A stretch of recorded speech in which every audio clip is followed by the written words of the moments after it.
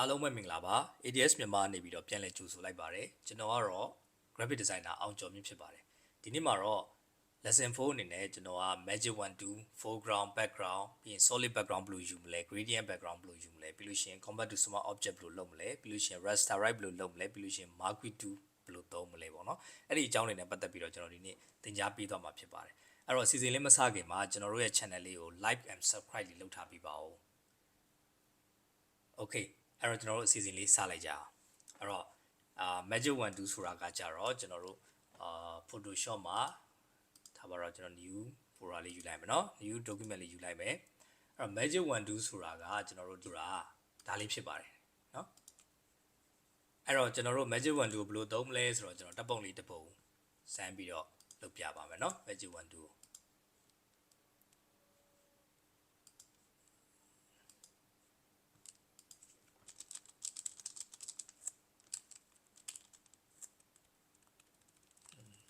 box ပဲထားလိုက်တော့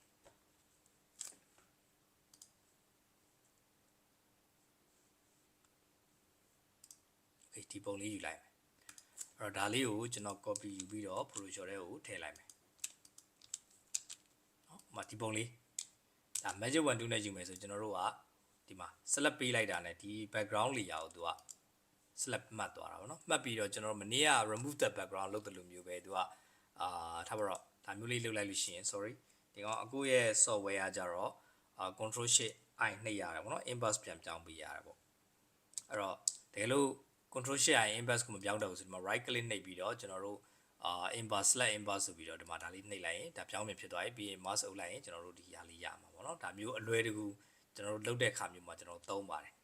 အဲ့တော့မနေ့ကလိုမျိုးဆိုရင်ဒါမျိုးလည်းကျွန်တော်သုံးလို့ရပါတယ် Model in Studio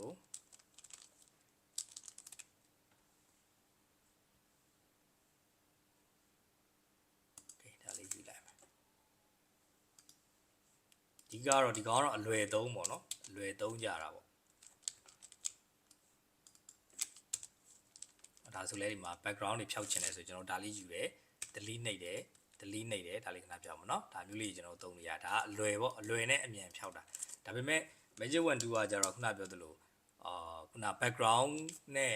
share subject နဲ့ opposite ဖြစ်နေတဲ့အခါမျိုးမှာဆိုရင်တော့ကျွန်တော်တို့ကဖြတ်ရတောက်ရတာအရန်လွယ်ပါတယ်အဲ့လိုမျိုးဒီလို model တွေပါတယ်ကြတော့ကျွန်တော်တို့က pen tool တွေပါတယ်နဲ့ဖြတ်တာပိုကောင်းပါတယ်အဲ့ဒါမှလက်ရပို့ပြီးတည်တတ်တာပေါ့နော်magic 1 2နဲ့ဖြတ်ရတာဆိုဒီလိုမျိုးဖြတ်တာပိုလွယ်တယ်ကျွန်တော်ပြန်ပြပေးမယ် box ဥမာဒီလိုဟာလေးယူလိုက်မယ် okay တော့ share subject နဲ့ background နဲ့ကစန့်ကျင်ပဲဖြစ်နေတဲ့ဟာမျိုးပေါ့နော်ဒီလိုမျိုးဆိုလို့ရှိရင်ကျွန်တော်တို့က magic 1 2နဲ့ဖြတ်ရင်အရန်လွယ်ပါတယ်ဒါမျိုးလေးယူပြီးတော့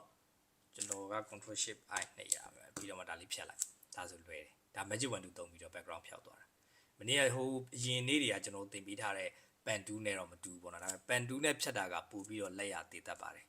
အဲ့တော့ကိုကအချိန်ပေးနိုင်တယ်ဆိုရင်တော့ pen tool နဲ့ဖြတ်ပါအချိန်မပေးနိုင်ဘူးဆိုရင်တော့ magic 1 2သုံးပါနော်အဲ့တော့နောက်ထပ် tools တစ်ခုကိုတွားလိုက်နောက်တစ်ခုကတော့ကျွန်တော် foreground background ပေါ့နော် foreground background ကတော့ကျွန်တော်တို့ဒီမှာမြင်ရတဲ့ဒါလေးပေါ့ဒီဟာ foreground ဖြစ်ပြီးတော့ဒီနောက်ကကောင်ကကျတော့ background ဖြစ်ပါတယ်เนาะအဲ့တော့ foreground background color လို့ခေါ်ပါတယ်အဲ့တော့ foreground background ကိုကျွန်တော်တို့ကဒီကိုနှိပ်ထားလို့ရှိရင် default ဆိုရင်အမဲနဲ့ဖြူနဲ့ပေါ်မှာပဲเนาะဒီကိုနှိပ်ထားရင်အမဲနဲ့ဖြူနဲ့ပေါ်မယ် H ကိုနှိပ်လိုက်ရင်စန့်ကျင်ဘက်အရောင်အပေါ်အောက်ပြန်ဖြစ်သွားမယ်အဲ့တော့ဒီကိုနှိပ်ထားရင်သူက foreground ကအနက်ဖြစ်မယ် background က white ဖြစ်မယ်เนาะအဲ့တော့ H ကိုနှိပ်လိုက်ရင် foreground ကအဖြူဖြစ်သွားပြီးတော့background က အနက်ဖြစ်သွားမယ်ပေါ့နော်အဲ့တော့ foreground background ဆိုတာဒီဟာကိုပြောတာဖြစ်ပါတယ်အဲ့တော့ကျွန်တော်တို့ကထားပါတော့ layer တစ်ခုယူတယ်ပြီးလို့ရှိရင်ကျွန်တော်တို့ကforeground ကို color တစ်ခုထားမယ်အနီလေးထားမယ်ဆိုလို့ရှိရင် foreground color လေးကိုယူဒါမျိုးလေး sorry order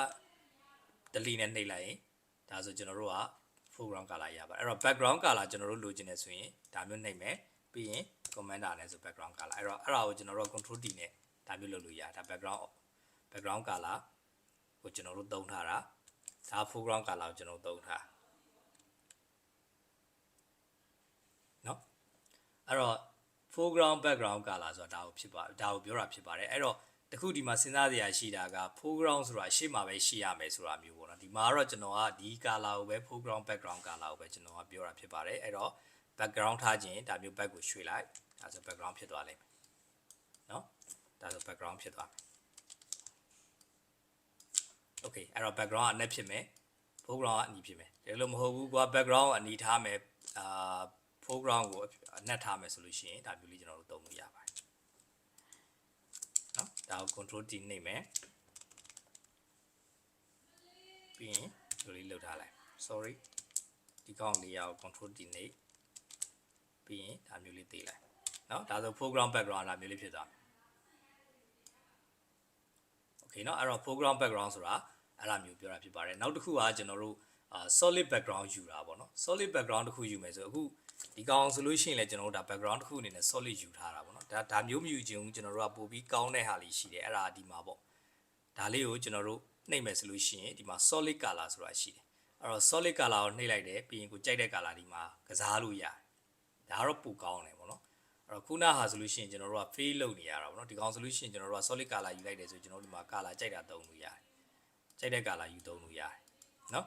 ဒါ foreground color အဲ့တော့အဲ့မှာလည်းကိုကစားကျင်တာရှိရင်ထားပါတော့နောက်အရောင်အနုအရင်ကျွန်တော်တို့ကစားမယ်ဆိုလို့ရှိရင်ကျွန်တော်တို့ဒီကောင်ကိုဒီ color ကိုကျွန်တော်တို့ကနည်းနည်းလင်းတာလေး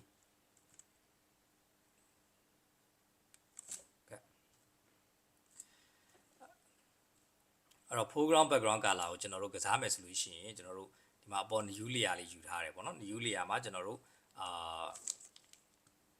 color နည်းနည်းလေး light ဘက်ကိုသွားတဲ့ color လေးကျွန်တော်တို့သုံးကြည့်မယ်ပေါ့နော် light ဘက်ကိုသွားတဲ့ color လေးဒီ color လေးထားမယ်ပြီးရင် brush tool လေးနဲ့ဒါကတော့ကျွန်တော် sample ပြနောက်ပိုင်းကျကျွန်တော် brush tool လေးကျွန်တော်သင်ပေးသွားပါမယ်ဒါမျိုးလေးကစားလို့ရတယ်နော်ဒါကသူ့ရဲ့ background ပေါ်မှာကျွန်တော်တို့ယူထားပြီးတော့ဒီ light ဘက်ကိုသွားတယ်ဟာဒီ background ကိုလည်းကျွန်တော်တို့ဒီမှာကစားလို့ရတယ်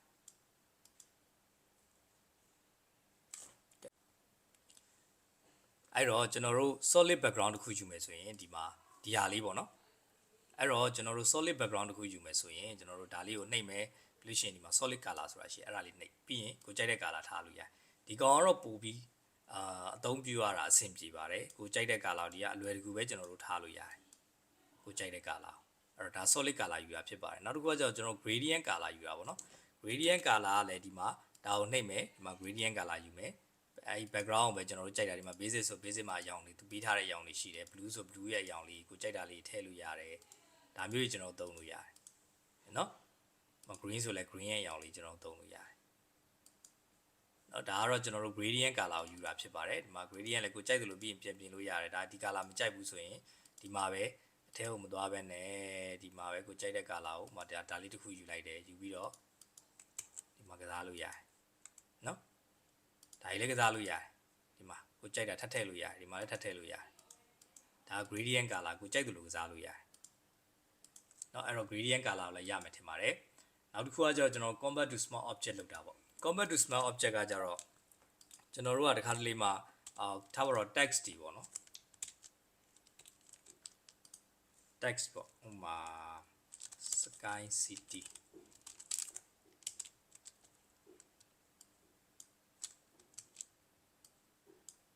ဒါမျိုးတွေပေါ့ဒါမျိုးတွေကိုကျွန်တော်တို့ကတစ်ခါလေးမှာ effect တွေပါတယ်သုံးလို့ရှိရင်ကျွန်တော်တို့ဒီမှာ convert to small object လောက်ထားလို့ရတယ်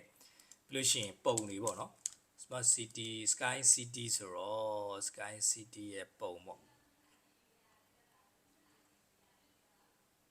ဒီပုံလေးယူလိုက်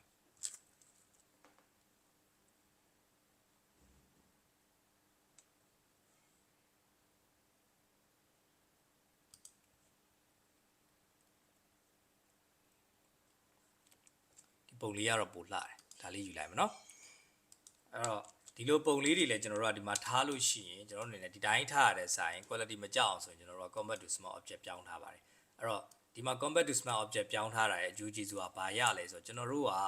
ဒီပုံကိုပြန်ပြင်မယ်ဆိုရင်ဒီမှာပါတဲ့ဟာလေးကိုကျွန်တော်နှစ်ချက်နှိပ်လိုက်ရင်သူကနောက်ထပ် folder တစ်ခု new document တစ်ခုရောက်သွားတယ်ပေါ့နော်ရောက်တော့ကျွန်တော်တို့ဒီမှာကစားတဲ့ဟာတွေကထားပါတော့ဒီမှာစာလေးတစ်ခုရေးလိုက်တယ်ပေါ့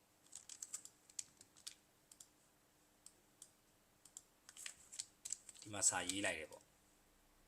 အဲ့စာရေးလိုက်တဲ့ဟာကိုကျွန်တော်ဒီက control s ပေါ့နော် control s နှိပ်လိုက်လို့ရှိရင် saving ဖြစ်သွားတယ် saving ဖြစ်သွားလို့ရှိရင်ကျွန်တော်ဒီဘက်မှာပါတော့ပြောင်းတယ်သူကဒီမှာဒါမျိုးလေးလိုက်ပြောင်းတယ်ဒါ combat to smart object မှာနောက်ထပ်အားသာချက်တစ်ခုပေါ့နော်ပုံ quality လည်းမကြောက်ဘူးပြီးလို့ရှိရင်ခုနပြောတဲ့စာတွေဘာတွေ edit လုပ်ချင်တယ်ဆိုအဲ့ဘက်မှာတော့ပြင်လို့ရတယ်ဒီမှာနောက်ထပ်တစ်ခုအနေနဲ့ကျွန်တော်ရေးလိုက်တယ်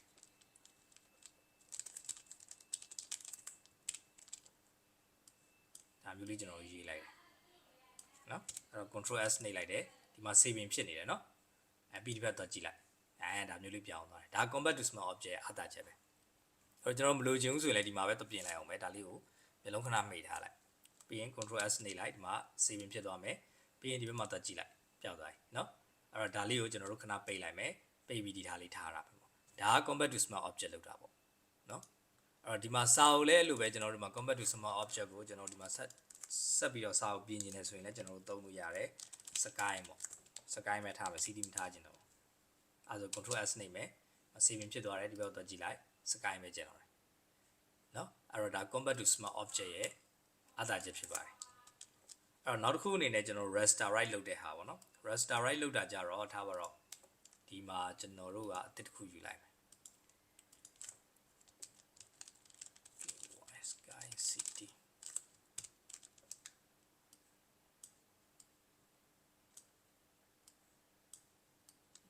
ဒါမျိုးပေါ့နော်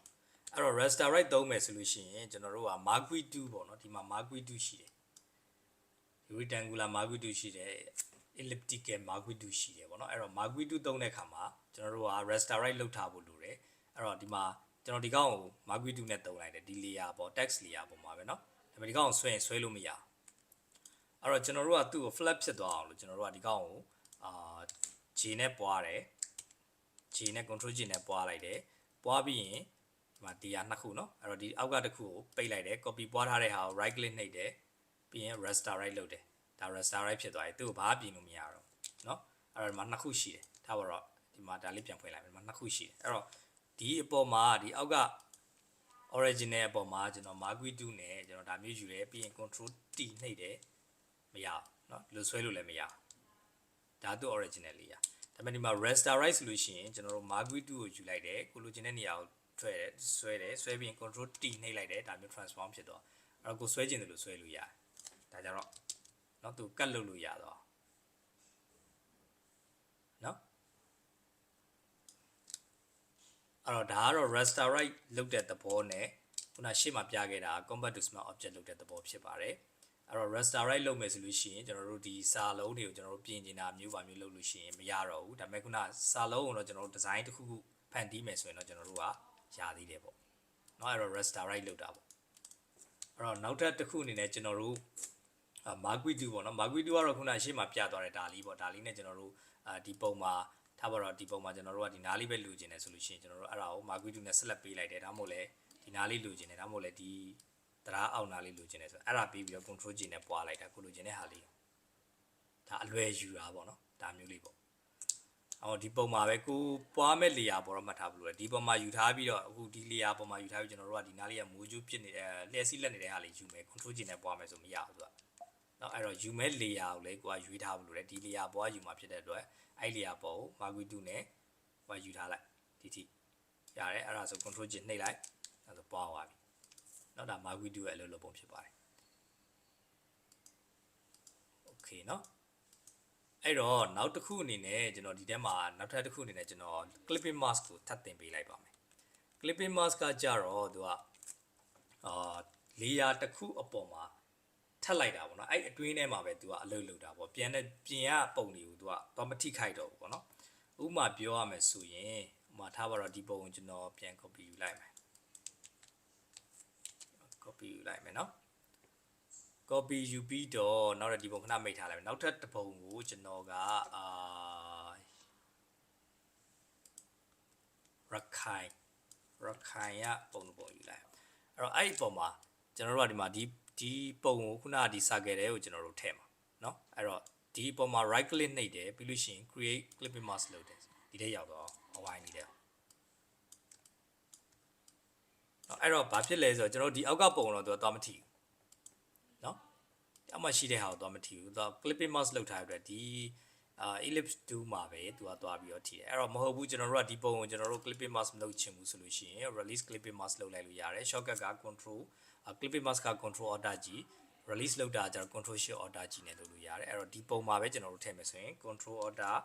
G ပေါ့နော် control alt G နှိပ်လိုက်ရင်သူကဒီမှာဒီထဲဝင်သွားအောင်เนาะအဲ့တော့ဒီနှစ်ခုကိုကျွန်တော်တို့ကထားပါတော့ဒီအောက်ပို့မယ်ဆိုရင်ဒါမျိုးလေးဖြစ်သွားမယ်เนาะလိုလေးဖြစ်သွားဒါ clipping mask ရဲ့အလုပ်လုပ်ပုံဖြစ်ပါတယ်ဒီဇိုင်းလေးတစ်ခုလုပ်ကြည့်မယ်ပေါ့နော်အဲ့ဒီတင်ထားတဲ့ဟာတွေ ਨੇ အဲ့တော့ဘာလုပ်မလဲဆိုတော့ကျွန်တော်တို့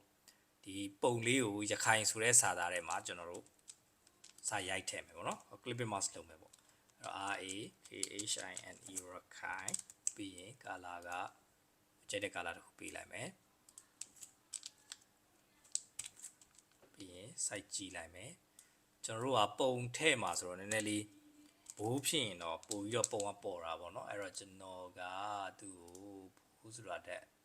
ဒီလောက်ဆို Montserrat ကို black လေးထားလိုက်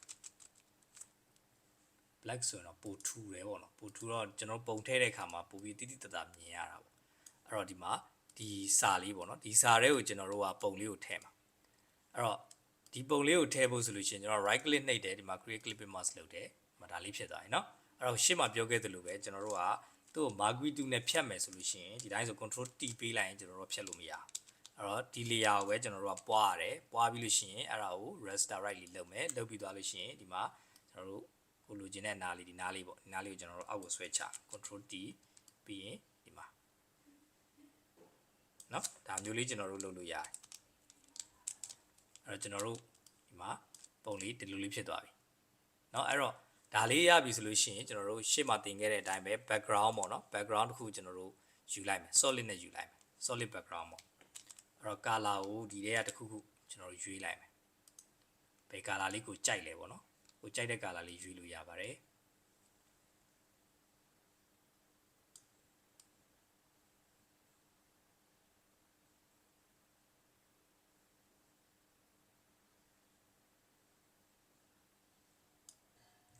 ကျွန်တော်ဒီ color လေးထားလိုက်မယ်เนาะ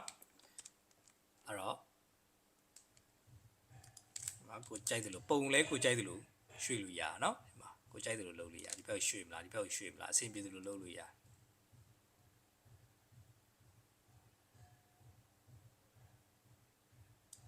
โอเคโอเค